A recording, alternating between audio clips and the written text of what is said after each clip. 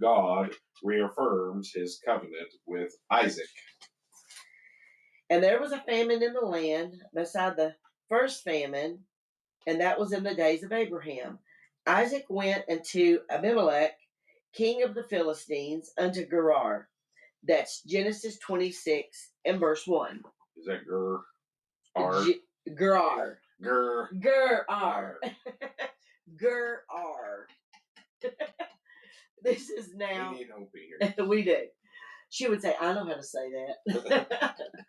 This is now the second famine that is mentioned. So you remember the famine in the days of Abraham, when Abraham and Lot took off for Egypt. And the Lord appeared unto him and said, Go not down into Egypt, dwell in the land in which I tell thee of. That's Genesis 26 and 2.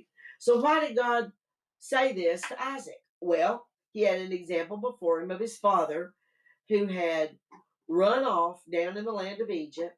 This reveals that the fact, like father, like son, sins are carried from father to son. Now, you can talk about the generational gap all you want to, but there's no generation gap of sin.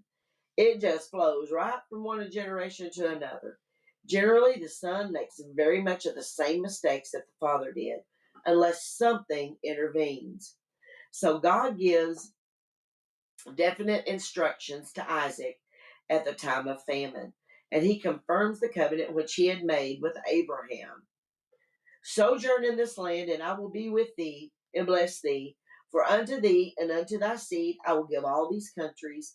I will perform the oath which I sware unto Abraham thy father, and I will make thy seed to multiply as the stars of heaven, and I will give unto the seed all these countries, and in the seed shall all the nations of the earth be blessed. That's Genesis 26, 3 and 4.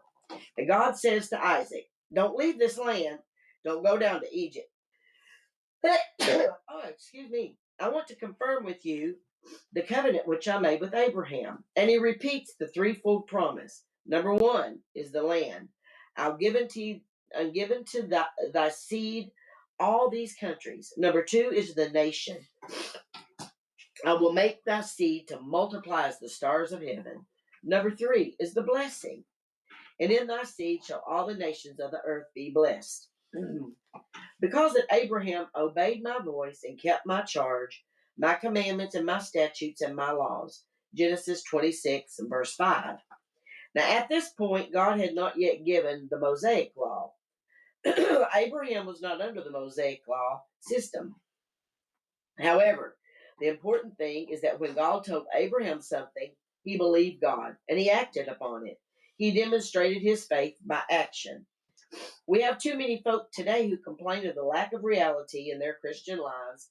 A lady came to talk with me some time ago who said that she believed that she just couldn't be sure that she didn't feel anything.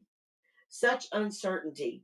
I didn't have to talk to her long to find out that there was no action in her life. She was just sitting in the corner, twiddling her thumbs, saying, I believe, and then expecting something great, some kind of great something to take place.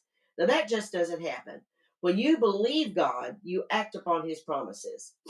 If you would call me right now to tell me that there's a certain amount of money in the bank in downtown Los Angeles, and that you have to put it in there, and you've put it in there for me, I should go down and get it. Do you think I would just sit right here the rest of the day? My friend, if you know me, you would know that by the time you hung up the telephone, I would have my hat on my head. He was going to go get his money.